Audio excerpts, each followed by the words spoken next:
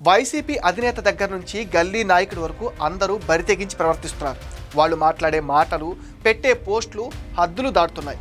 బుధవారం చంద్రబాబు ప్రెస్ మీట్లో చెప్పిన 2 విషయాలు వింటే వీళ్ళ మీద చాలా అసహ్యం కలుగుతుంది. చంద్రబాబు పులివెందులకు కుప్పానికి నీళ్ళిచ్చినప్పటి నుంచి జగన్కు నిద్ర పట్టడం లేదు.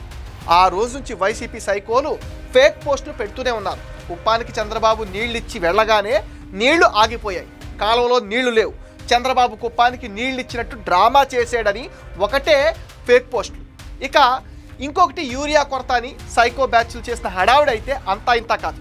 ఆ హడావుడి చూసిన రైతులు కూడా కంగారు పడి యూరియా ఇచ్చే సెంటర్ల ముందుకు క్యూలు కట్టారు. ఆ ఫోటోలు, వీడియోలతో ప్రభుత్వం మీద నెగిటివ్ ప్రచారం కూడా స్టార్ట్ చేశాయి పేటీఎం ఛానల్. ఒక పక్క యూరియా సరిపడా ఉంది, ఇంకా వస్తుందని ప్రభుత్వం మొత్తుకున్నా వినే నాతుడే లేడు.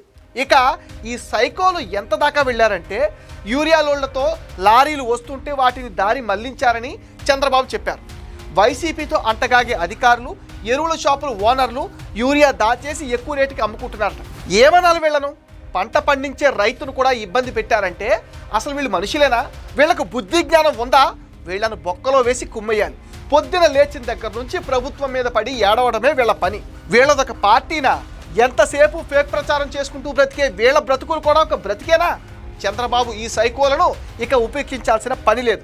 ప్రభుత్వానికి వ్యతిరేకంగా పోస్ట్ పెట్టినా, వాగినా తీసుకొచ్చి జైల్లో వేయండి, లేకపోతే మిమ్మల్ని మీ పని చేసుకోనివ్వరు.